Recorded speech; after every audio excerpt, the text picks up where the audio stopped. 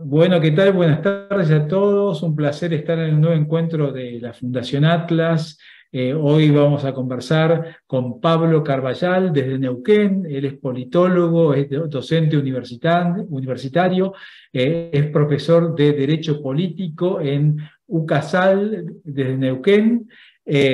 Y es parte del programa también La Libertad en las Aulas de la Fundación Atlas, orientado a identificar, contactar y sinergizar con profesores que tienen efecto multiplicador estratégico en la comunicación de las ideas derivadas en todo el país. Así que vamos a charlar con él sobre educación, la libertad y el respeto del proyecto de vida. ¿Cómo estás, Pablo? Gracias por esta oportunidad de charlar con vos. Hola Martín, ¿qué tal a todos los que nos están viendo, así como a la Fundación Atlas que tanto hace por divulgar las ideas de la libertad? Bueno, muchísimas gracias. Estuve viendo, hay muchos temas para conversar, ¿no? Pero empecemos un poco para que nos cuentes las materias, tu actividad docente, por favor. Bueno, Martín, la docencia es una pasión que voy cultivando hace muchos años, es lo que me encanta, me gusta desde hace tiempos inmemoriales, pero bueno, no es mi actividad principal. Mi actividad principal también trabajo con lo que son estadísticas criminales. Por lo tanto, voy ejerciendo las dos funciones de manera simultánea. Eh, en este momento me desempeño en lo que es la UCASAL, en la Universidad Católica de Salta, delegación Neuquén, eh, que es, bueno, una universidad privada, como saben todos ustedes, y también dicto la materia de estadística en una tecnicatura que depende del Consejo de Educación de acá de Neuquén, pero se dicta a gente de la policía de Neuquén, que, bueno, que tienen que ir aprendiendo temas sobre estadística para poder interpretar los números. Eh, y en la UCASAL soy docente hace más de 15 años y estoy dictando la materia de Derecho Político y también Economía para la carrera de Abogacía. Excelente, qué bueno y qué importante aparte es poder no solamente conocer las ideas de libertad, sino poder difundirlas y compartirlas con alumnos. Y vos has publicado un paper muy interesante sobre la evolución del concepto de la libertad a lo largo de la historia, ¿no? Desde los periodos antes de Cristo hasta el presente y su evolución. ¿Nos podés comentar una especie de síntesis, si se puede hacer una síntesis respecto a un tema tan vasto? Mira, Martín, estamos en el tiempo de la inteligencia artificial que todo el mundo pide regular. Por lo tanto, la síntesis, nos vemos obligados a hacer síntesis actualmente, porque ya ChatGPT nos sintetiza todo y nos da de alguna manera todo preparado. Ahora, el nuevo desafío que tenemos es en hacer valer esos derechos individuales que es tan importante que nosotros conozcamos y el conocimiento que nos ayude a ser más productivos. Eh, Como charlábamos, han corrido ríos de tinta respecto al tema de la libertad. Desde lo que es Isaiah Berlin hasta lo que era Benjamin en su momento, Locke, Hayek, Mises, han corrido ríos de tinta, pero la perspectiva que yo le doy es una perspectiva que tiene que atravesar varias materias o varias asignaturas. Ese es el objetivo que me he puesto yo, en que la libertad sea como un eje transversal a cada una de las asignaturas. Y yo sé que en el medio que nosotros hablamos de libertad, hay quienes dicen que la libertad es una sola. No se puede hablar de libertad política y libertad económica, ¿sí? Ahora bien, puede ser que tenga razón este autor, que sabemos quién es, que es Alberto Venegas Lynch. Eh, Ahora, esa libertad puede ser desglosada en distintos aspectos que terminan siendo transversales a muchas asignaturas y a muchos temas. Entonces, yo no la puedo totalizar y hablarle a nuestros alumnos, a la gente en sí, de una manera totalizadora de la libertad, porque estoy predicando aquello de lo que estoy luchando. Por lo tanto, en tiempos de la inteligencia artificial, y en tiempos de evitar la totalización, puedo permitirme ir desmembrando, por así decirlo, perdón la expresión, la idea de la libertad. Entonces, es necesario que yo hable de la libertad como un concepto frente a los demás, ¿sí? La libertad como una facultad propia del ser humano que utiliza la razón, ¿sí? Y que sabe que frente a otro tiene otra persona que también utiliza su razón y defiende su libertad. Ahí está la defensa de vida del proyecto ajeno. Y también tenemos que ver la libertad como frente a un freno, a un muro, a un paredón contra la coacción de los poderes públicos. Fundamental, ¿sí?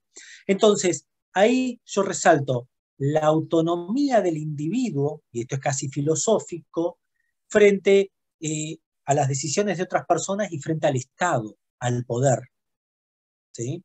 Porque el poder es la capacidad de imponer una obediencia a otro. Entonces la libertad es fundamental como freno, ¿sí? Ahora bien, estamos hablando de la libertad como voluntad autónoma, ¿sí? Pero por el otro lado, que tiene una muy estrecha relación con la ética. Ahora bien, también tenemos que hablar de la libertad que cultivaban los estoicos, el estoicismo, que ahora está muy de moda todo lo que es la autoayuda, y que no es otra cosa la autoayuda, los libros de autoayuda, de independencia financiera incluso, no es otra cosa que una revalorización del estoicismo con palabras actuales. Entonces, el estoicismo parte de una leyenda que estaba escrita en el templo de Apolo, en Delfos, que decía, conócete a ti mismo. Entonces, la libertad también es vista desde el interior de la persona. Entonces, yo a mis alumnos les digo, conózcanse a sí mismos, porque no van a tener libertad frente a otras personas y frente a los poderes públicos si no se conocen a sí mismos ustedes. Entonces, los estoicos y Epícteto, que era un filósofo estoico, decía, no importa lo que me pasa, sino cómo interpreto lo que me pasa. Y algunas personas dicen, cómo interpreto lo que me pasa y cómo gestiono lo que me pasa. Entonces, imaginémonos, Epícteto, siglo III después de Cristo, imaginémonos las carencias que tenían, los peligros que corrían esas personas. Nada que ver con el mundo, la abundancia que tenemos hoy en día, de esta tranquilidad que vivimos nosotros. Entonces, ponerse en las sandalias, porque no eran zapatos. Bueno, parece haber una caída en la señal. Bárbaro, les venía comentando que la libertad es transversal a todas las asignaturas y más allá de la libertad vista respecto a otros y respecto al poder, ¿sí? Que es buscar la autonomía de la voluntad de cada persona, está la libertad interna, que hoy en día es muy, muy, digamos, explotado por lo que son los libros de autoayuda. ¿Sí? Entonces, rescatar el estoicismo en lo que es la materia de derecho político es muy importante. ¿Por qué? Porque si nos ponemos en las sandalias, no en los zapatos, en las sandalias de esos griegos antiguos, podríamos percibir las carencias y los peligros que corrían esas personas a diario. Por lo tanto, recuperar esa tradición estoica es fundamental. Es fundamental para ser libres internamente y poder hacer valer esa autonomía que me lleva a la libertad frente a otros. Perfecto.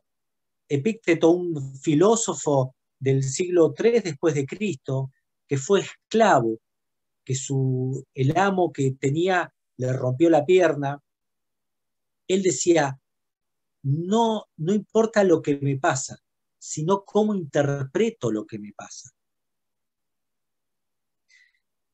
Él decía, yo no puedo hacer nada contra lo externo, contra lo que está fuera de mi voluntad.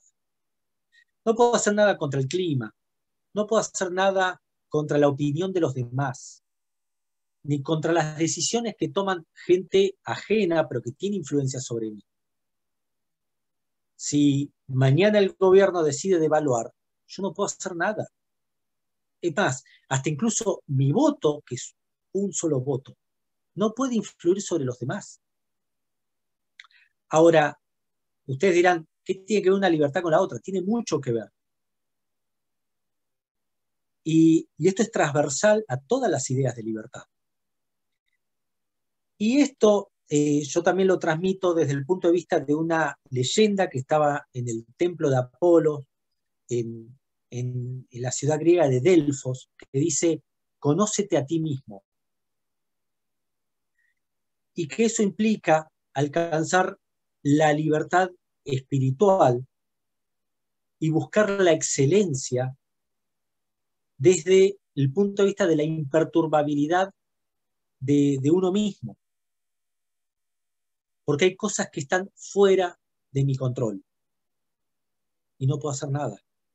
Sí, disculpa que te interrumpa, pero es muy, muy interesante el enfoque. Yo también conozco, no con tanta profundidad, a los filósofos que mencionás y realmente son apasionantes, y muchas veces lo vinculo con el análisis FODA de negocios, ¿no? Diferenciar lo que puedo manejar, fortalezas y debilidades, y lo que no, oportunidades y amenazas, ¿no? Y la sabiduría de encontrar ese límite y no frustrarnos ante lo que no podemos cambiar. Correcto. O sea, la libertad que pregonaban los estoicos era una libertad de ataduras, pero de ataduras, digamos, hasta incluso psicológicas. ¿Por qué? Porque uno tiene que ser indiferente a las cosas del mundo material o incluso a cuestiones físicas de uno mismo, porque yo no puedo decirle a mis células que se comporten de determinada manera. Entonces eso, como bien decías, Martín, te quita un peso muy, muy grande. Te quita un peso muy grande. Entonces, la libertad frente a los demás.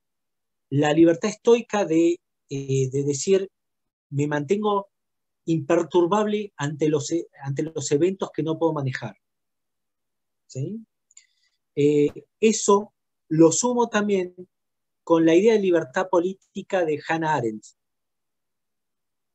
Que Hannah Arendt decía que la libertad estaba asociada a la política y que sin política no había libertad y sin libertad había totalitarismo. Por lo tanto, el totalitarismo es la ausencia total de libertad y la ausencia de política. Entonces, no podemos renegar de la política. Sí podemos obligar a nuestros políticos a que nos digan qué van a hacer, que se comprometan con su palabra. ¿Sí? Y justamente lo que es la libertad republicana, que es los frenos y contrapesos que en algún momento enunció Montesquieu, tiene que ver con esto, de decir, yo divido las funciones del poder para evitar la concentración y que me quiten la libertad. Y te pregunto, ahora yendo a tu función como docente, ¿cómo toman los alumnos esta visión tan interesante en los distintos ámbitos de la libertad en un sentido tan profundo?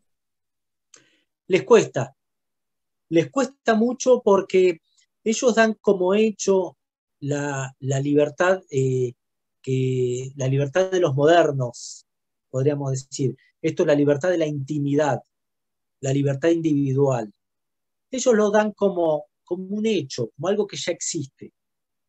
Y cuando quieren poner un freno, ahí se asustan, o sea, cuando alguien los frena o cuando los atropellan, ahí se asustan.